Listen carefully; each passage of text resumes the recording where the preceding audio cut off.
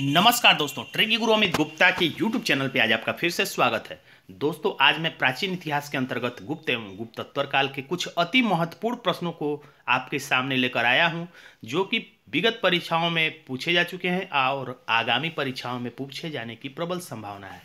तो आइए देखते हैं, गुप्त वंश ने किस अवधि तक शासन किया। दोस्तों, मैं इसमें जल्दी जल्दी प्रश्न का उत्तर बताऊंगा, आप जल्दी जल्दी विकल्प पढ़ लीजिएगा। अगर आपको स्पीड तेज लगे तो सेटिंग में जाके स्पीड कम कर लीजिएगा। तो इसमें आंसर हो जाएगा विकल्प ए, 319 से 500 ईस्वी तक। हमेशा याद रखिएगा दोस्तों, मैं आंसर पिछले प्रश्न का आंसर अगले प्रश्न के साइड में लिखा रहूंगा ताकि आपको कोई कंफ्यूजन ना रह जाए। तो इसका आंसर आपको नीचे देखिए लिखा हुआ है ए। अब अगला प्रश्न बहुत ही मोस्ट इंपॉर्टेंट है, इसको तो आपको हमेशा ही याद रखना चाहिए। मोस्ट इंपॉर्टेंट प्रश्न है कि भारत का नेपोलियन किसे कहा जाता है। तो भारत का नेपोलियन कहा जाता है समुद्रगुप्त को। वैसे तो नेपोलियन फ्रांस का था और भारत का नेपोलियन समुद्रगुप्त को किसने कहा था, तो बी ए स्मिथ ने कहा था। अगला प्रश्न देखते हैं, निम्नलिखित में से किस गुप्त राजा का एक अन्य नाम देवगुप्त था। देवगुप्त किसका उपनाम था, तो आप इसमें आंसर बी को समझिए, चंद्रगुप्त द्वितीय, या इसकी उपाधि थी विक्रमादित्य।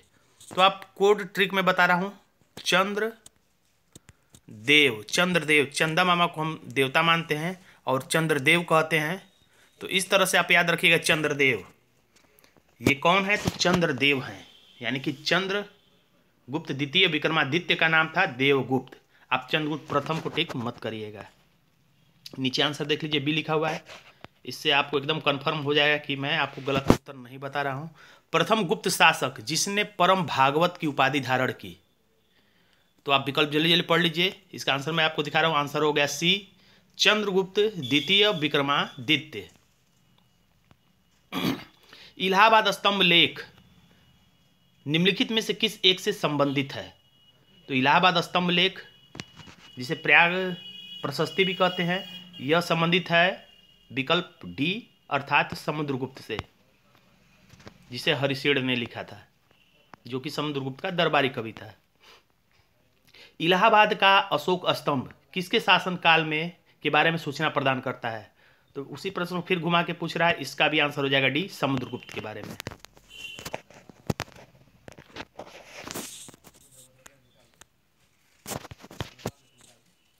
देखते हैं अगला प्रश्न, प्रयाग प्रशस्ति किसके सैन्य अभियान के बारे में जानकारी देती है। फिर वही प्रश्न घुमा के पूछ रहा है, प्रयाग प्रशस्ति किसके बारे में जानकारी देगी। तो चूंकि हरिशेड़ ने लिखा था, समुद्रगुप्त का दरबारी कवि था, तो इसमें आंसर हो जाएगा बी, समुद्रगुप्त। इसका आंसर आप देख लीजिए, नीचे लिखा हुआ है बी। और इस तरह से अब अगला प्रश्न है, दिल्ली की कुव्वतुल इस्लाम मस्जिद के प्रांगण में प्रसिद्ध लौह स्तंभ किसकी स्मृति में है।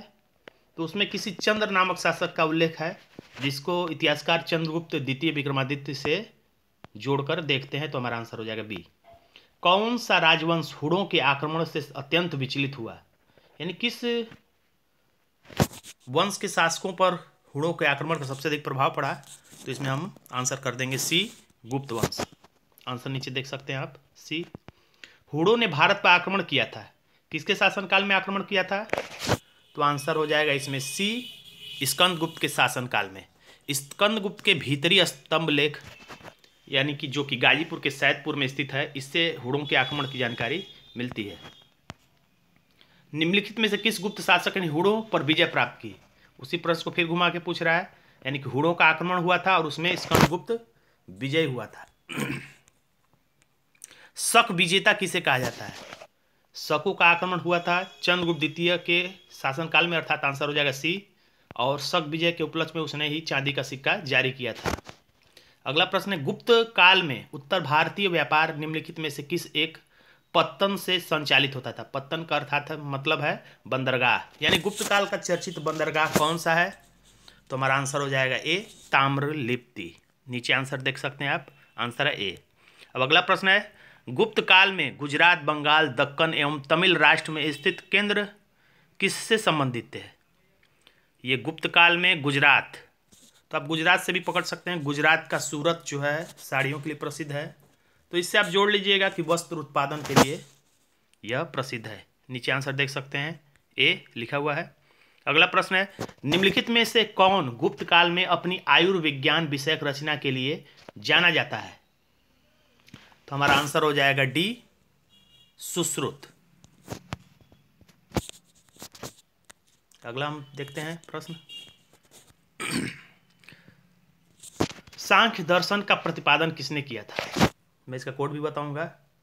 तो सांख्य में मैं अधिकतर 2 अक्षरों से कोड बताता हूं। सांख्य को आराम से लिखा जाए तो ऐसे लिखा जाएगा, सांख्य। 2 अक्षर से इसमें सान निकलेगा।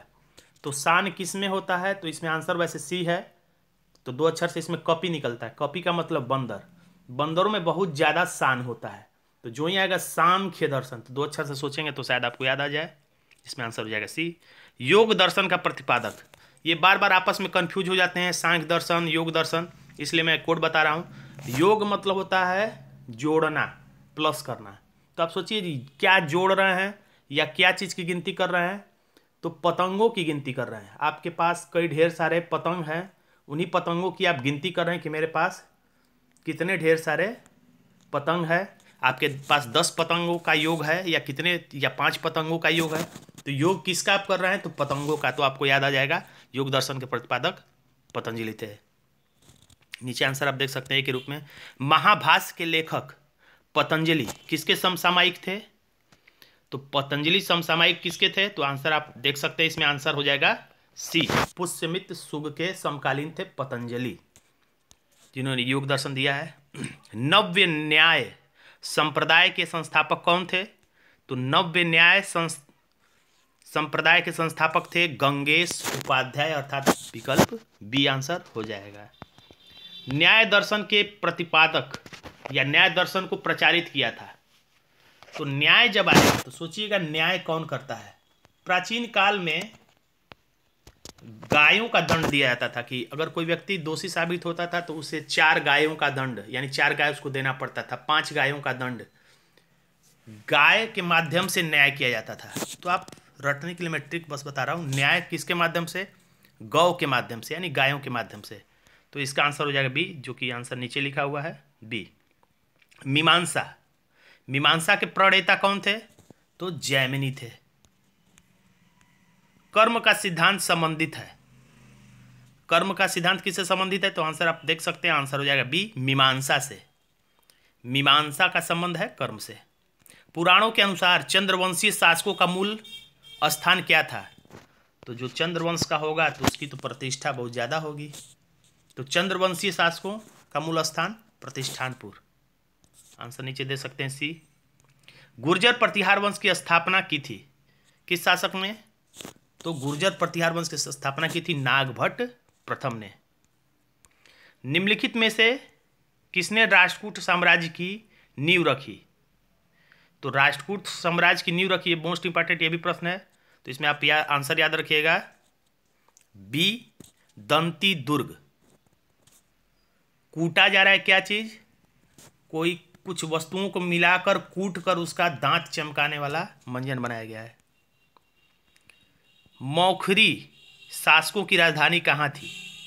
तो मौखरी शासकों की राजधानी भी कन्नौज थी, जैसे हर्षवर्धन की राजधानी कन्नौज थी।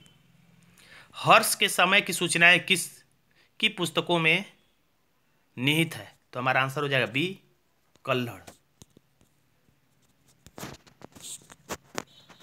अगर आपको किसी प्रश्न में कंफ्यूजन होगा तो कमेंट बॉक्स में जरूर लिखिएगा, और ये भी लिखिएगा कि ये वीडियो आपको कैसा लग रहा है या कैसा लगा। निम्नलिखित में से किसका प्राचीन भारत के आयुर्वेद शास्त्र से संबंध नहीं है? आपको यहाँ पे नहीं बताना है कि आयुर्वेद शास्त्र से किसका संबंध नहीं है। तो हमारा आंसर हो जाएगा भास्कराचार्य, ये बीज गणित से संबंधित थे। चंद्रगुप्त के 9 रत्नों में से निम्न में से कौन फलित ज्योतिष से संबंधित था? 9 रत्नों में से कौन फलित ज्योतिष से संबंधित था? तो हमारा आंसर हो जाएगा सी, छपड़क। छपड़क ज्योतिष से संबंधित थे। नीचे आंसर आप देख सकते हैं, हर प्रश्न का आंसर आपको नीचे मिलेगा। इस प्रश्न का आंसर आपको नीचे मिलेगा ताकि आपको तत्काल दिखाई न दे और आप स्वयं से भी प्रश्न के उत्तर की जांच कर सकें। कालिदास किसके शासनकाल में थे? तो कालिदास चंद्रगुप्त द्वितीय, जिसकी उपाधि विक्रमादित्य थी, इसके शासनकाल में थे। आंसर नीचे डी लिखा हुआ है। अधोलिखित में कौन गुप्तकालीन स्वर्ण मुद्रा थी? तो स्वर्ण मुद्रा को गुप्त काल में दिनार कहा जाता था। आंसर हो जाएगा बी। गुप्तकालीन रजत मुद्राओं को क्या नाम दिया गया था? तो गुप्तकालीन रजत मुद्राओं को नाम दिया गया था सी अर्थात की रूपक। अगला प्रश्न है, निम्नलिखित में से किस गुप्त शासक ने सर्वप्रथम सिक्के जारी किए? तो सर्वप्रथम सिक्का जारी किया था किसने? तो चंद्रगुप्त प्रथम ने। यही पहला महत्वपूर्ण शासक था जिसने महाराजा धीराज की उपाधि धारण की थी। इससे पहले के जो शासक थे, जैसे एक श्रीगुप्त था और एक घटोत्कच था, ये दोनों केवल महाराज की उपाधि धारण करते थे। चंद्रगुप्त ने ही गुप्त संवत की शुरुआत भी की थी। गुप्त काल में लिखित संस्कृत नाटकों में स्त्री और शूद्र कौन सी भाषा बोलते थे? तो आंसर हो जाएगा बी, प्राकृत भाषा। संस्कृत जो भाषा थी वो उच्च वर्गों की भाषा थी। बाल विवाह की प्रथा आरंभ हुई। बाल विवाह की प्रथा कब आरंभ हुई? तो आंसर बी है, यानी कि कुषाण काल में, गुप्त काल में नहीं।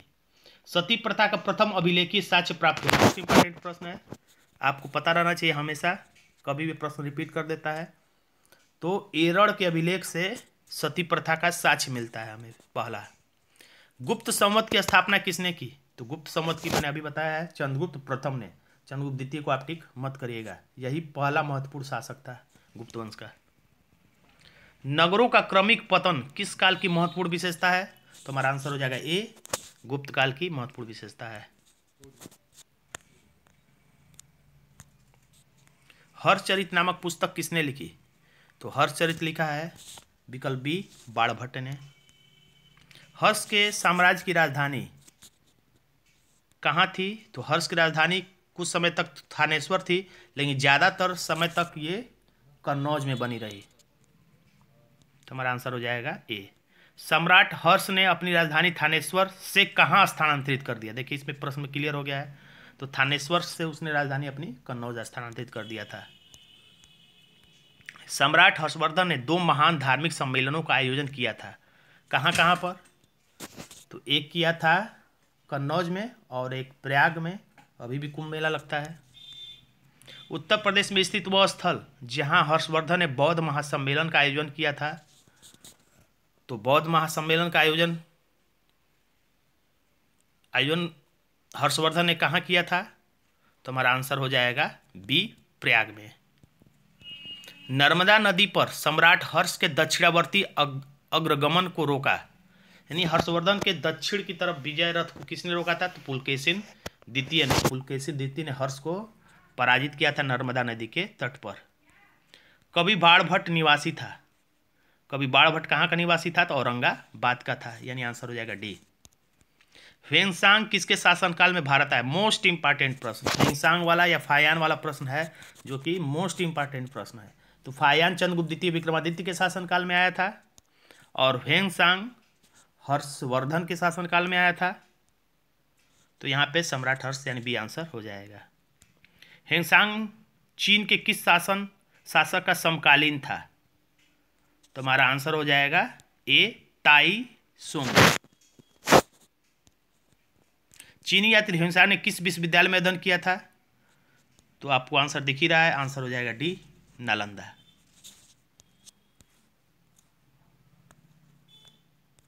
अगला प्रश्न देखते हैं। इसमें मैंने बहुत इंपॉर्टेंट जितने प्रश्न थे उसको सम्मिलित करने का प्रयास किया है।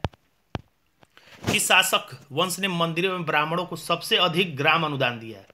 याद रखिएगा, इसमें सबसे पहले ब्राह्मणों को धन या मंदिर या स्थान अनुदान देने की बात नहीं कर रहा है, यहाँ पर सबसे अधिक पूछ रहा है। तो गुप्त वंश के शासकों ने। प्राचीन भारत में किस वंश का शासनकाल स्वर्ण युग कहा जाता है? अब ये स्वर्ण युग था या नहीं था, ये तो इतिहासकारों में भेद है, लेकिन फिलहाल में स्वर्ण युग कहा जाता है गुप्त काल के शासनकाल को। निम्न में से किस काल को स्वर्ण युग के नाम से जाना जाता है? वही प्रश्न है, तो ये आंसर हो जाएगा गुप्त काल। गुप्त युग में भूमि राजस्व की दर क्या थी? तो इसमें आंसर हो जाएगा बी, उपज का 6वां भाग, यानी 1/6 था, जो कि बहुत ही न्यायोचित था। धर्मशास्त्रों में भी राजस्व की दर 1/6 ही बताई गई है, यानी आंसर हो जाएगा सी। हिंदू विधि द्वारा भी मान्य कर क्या था? तो तो ये भी वही आंसर होगा, उपज का छठा भाग। प्राचीन भारत में सिंचाई कर को क्या कहते थे? तो हमारा आंसर हो जाएगा ए, विदक भागम। विदक भागम इसका आंसर यहाँ पर आप देख सकते हैं। तीसरी शताब्दी में वारंगल प्रसिद्ध था, तो किस लिए प्रसिद्ध था? तो हमारा आंसर हो जाएगा सी, लोहे की यंत्रों और उपकरणों हेतु। तोरमाड़ किस जातीय दल का था? तोरमाड़ जो था बहुत ही प्रसिद्ध हुड़ शासक था। कहा जाता है कि शतरंज का खेल उद्भूत हुआ था, कहां पर उद्भूत हुआ था? तो भारत में उद्भूत हुआ था।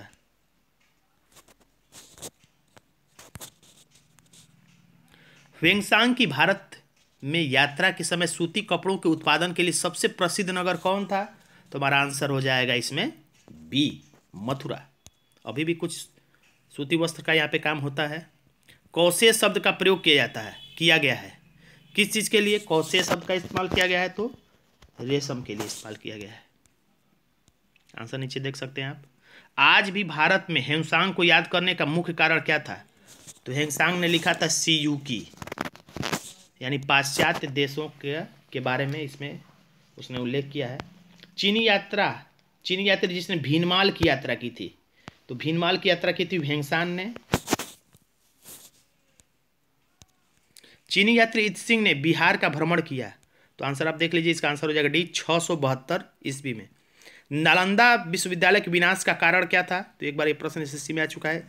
इसका कारण था एक मुसलमान बख्तियार खिलजी। भारत में सबसे प्राचीन बिहार है नालंदा, जो कि कुमारगुप्त के शासनकाल में बना था। नालंदा कहाँ पर है? तो नालंदा विश्वविद्यालय बिहार में स्थित है। विक्रमशिला नामक प्राचीन विश्वविद्यालय की स्थापना बंगाल के किस शासक ने की थी? तो विक्रमशिला विश्वविद्यालय की स्थापना धर्मपाल ने की थी। विक्रमशिला महाविहार की स्थापना किस वंश के शासक द्वारा की गई थी? तो फिर से आंसर हो जाएगा हमारा पाल वंश, यानी कि धर्मपाल पाल वंश का शासक था। अगला प्रश्न है, गुप्तोत्तर युग में प्रमुख व्यापारिक केंद्र था? तो गुप्तोत्तर युग में यानी हर्षवर्धन के समय में व्यापारिक केंद्र था कन्नौज। तो दोस्तों, अगर आपको मेरा वीडियो पसंद आया तो मेरे वीडियो को लाइक करिए, मेरे चैनल को सब्सक्राइब करिए और इसे अपने दोस्तों में भी शेयर करिए। धन्यवाद दोस्तों।